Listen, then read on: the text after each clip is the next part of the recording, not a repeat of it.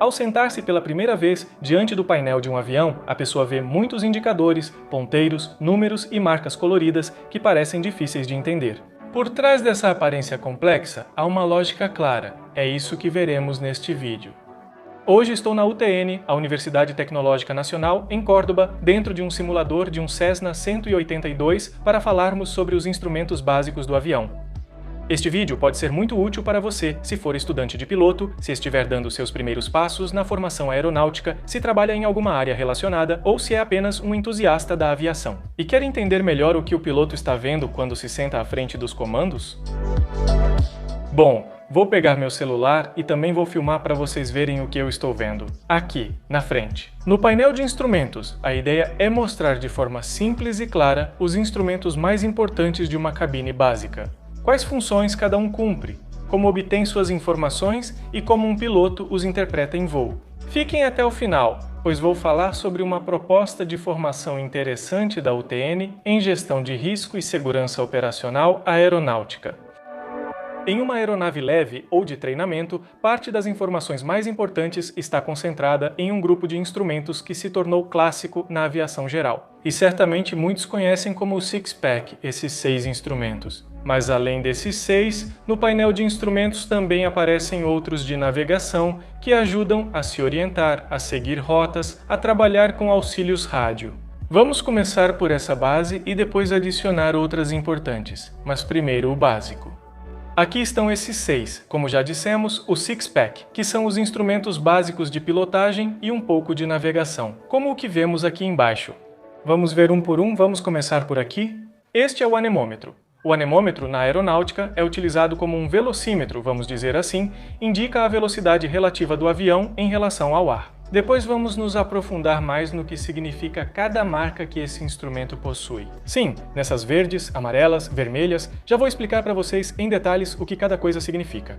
Este é o horizonte artificial ou indicador de atitude, não de altitude, de atitude. Ele mostra a orientação da aeronave em relação ao horizonte. Para saber rapidamente o ângulo de inclinação lateral e de arfagem, é preciso ter em mente que o horizonte artificial não mostra se a aeronave está subindo ou descendo. Para isso, usamos o barômetro que está aqui embaixo, ele nos indica a posição em relação ao horizonte, mas este aqui é o altímetro, que nos mostra a altitude relativa a um nível de referência previamente definido. Já vamos falar sobre isso em mais detalhes. Aqui temos o inclinômetro e o coordenador de curva, que nos indicam o grau de inclinação das asas, mas também se a bola ou o ponto estiverem posicionados no bloco central. Isso indica que o avião faz uma curva coordenada, senão estaria derrapando ou escorregando. Explicarei isso depois. O indicador de rumos fornece ao piloto a direção do avião em graus magnéticos, sendo necessário calibrá-lo com a bússola. O barômetro, ou indicador de velocidade vertical, indica se o avião está subindo, descendo ou voando nivelado antes de entrar. Mais detalhadamente sobre como funciona cada um, é importante compreender como a informação chega a cada um desses instrumentos. No caso desses 3 instrumentos, o anemômetro, o altímetro e o barômetro obtêm as informações da tomada estática do avião e o velocímetro também da tomada dinâmica do avião, que é o tubo de Pitot, é o tubo que está sempre voltado para frente, toma como referência a velocidade relativa do ar à frente do avião. Assim medimos a velocidade relativa a esse ar e a tomada estática fica ao lado da fuselagem. Outros instrumentos utilizam a informação de um giro, como o horizonte artificial e o indicador de rumos, e o giroscópio. Ele precisa de ar sob pressão para funcionar. Separei alguns vídeos interessantes para vocês verem como funciona por dentro um horizonte artificial e o giroscópio.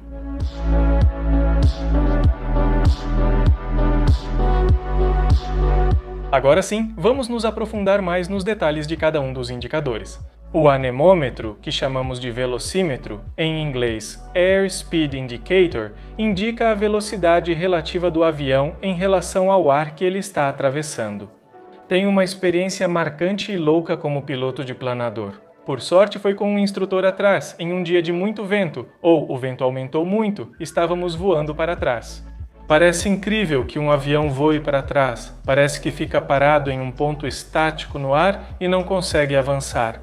E o indicador naquele dia mostrava pra gente uns 60, 80 km por hora. Mas se medissem nossa velocidade a partir da Terra, se nos vissem da Terra, era zero ou até negativa. Indo para trás, isso eu conto para vocês que essa velocidade em relação ao ar, o avião, nesse caso, um planador, como tinha uma velocidade de stall de uns 60 km por hora ou menos. Inclusive, ele podia se manter no ar perfeitamente com esse vento de frente. Esses números nos indicam a velocidade em nós. Nem todas as aeronaves estão em nós, pode ser em quilômetros por hora, como era com o planador que eu voava, um SK-13. E aqui encontramos alguns arcos coloridos, que variam de acordo com cada aeronave. Eles nos dão informações muito importantes. Temos o arco verde, que indica a faixa de operação normal da aeronave, o arco branco é a faixa de voo com os flaps estendidos. Aqui, onde começam os arcos, é onde começa a velocidade de stall, a velocidade mais baixa que podemos atingir sem que o avião perca sustentação. Com flaps no início do arco branco e sem flaps no início do verde. Até onde começa o amarelo, que é o limite de operação normal do avião, já que o amarelo é a faixa de velocidade em ar calmo, ou seja, sem turbulências ou rajadas. Porque se eu voar nessa condição, pode haver dano estrutural na aeronave. E a linha vermelha é a velocidade que nunca deve ser ultrapassada sob nenhuma circunstância, porque senão, aí sim vai haver dano estrutural.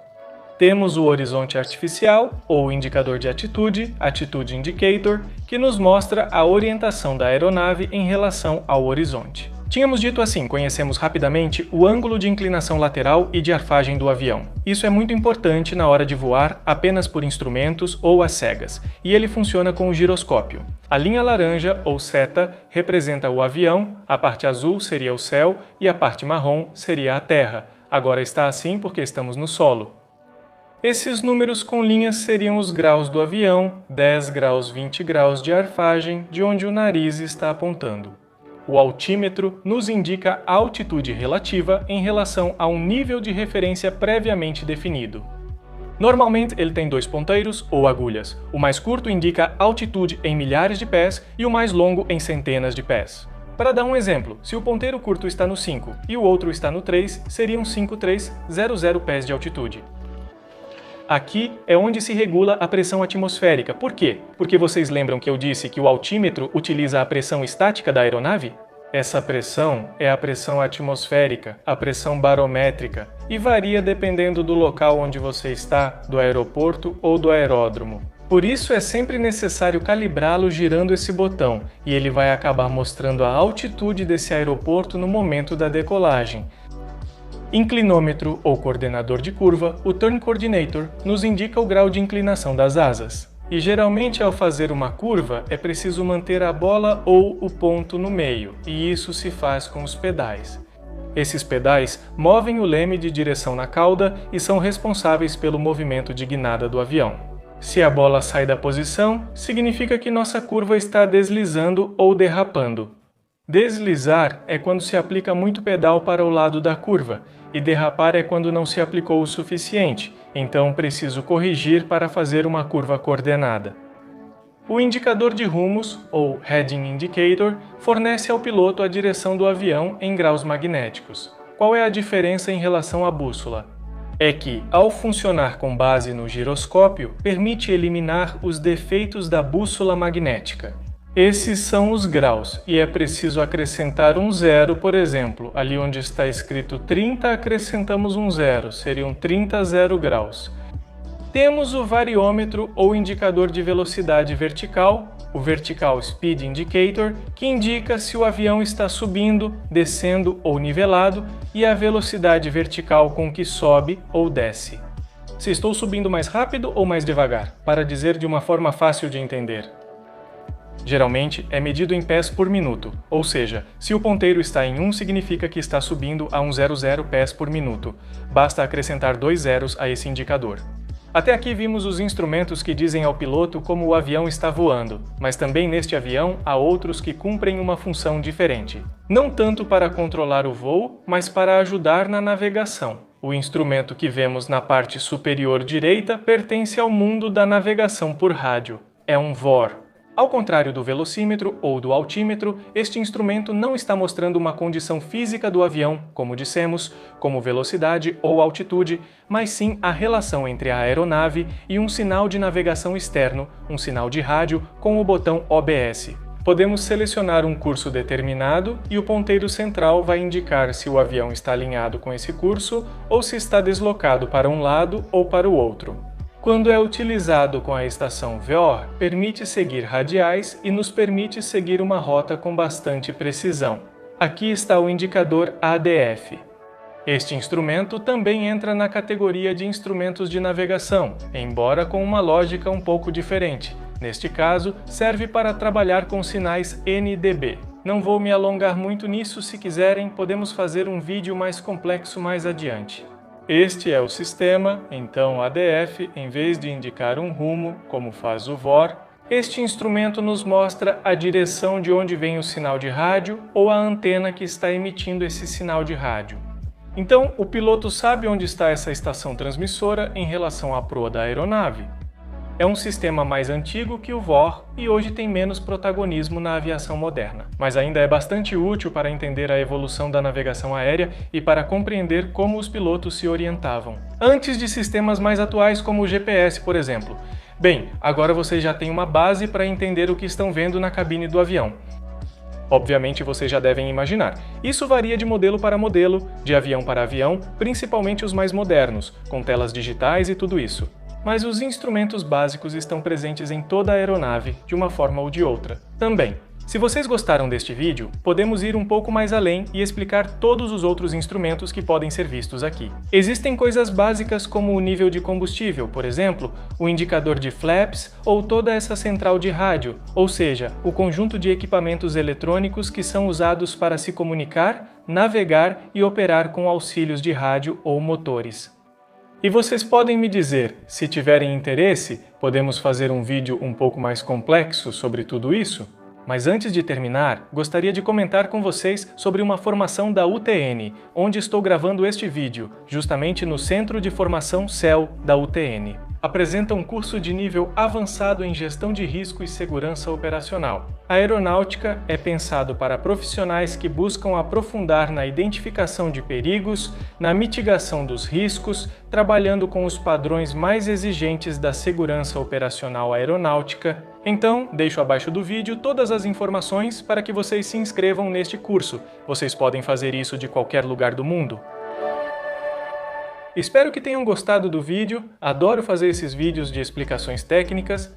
Parece que ultimamente estou esquecendo de fazer isso no canal, então vou ver se volto a fazer mais, principalmente neste canal, Mundo da Aviação Aeropedia. De novo, tentei criar outros canais para dividir o público entre história, explicações técnicas e festivais aéreos. Acho que não está funcionando nem sendo entendido, então vou unificar tudo novamente.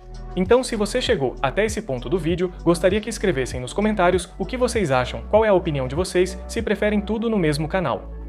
Gostaria de iniciar um debate, vamos fazer uma enquete nos comentários deste vídeo. Saúdo vocês aqui da UTN, até uma nova edição do Mundo da Aviação, Aeropédia.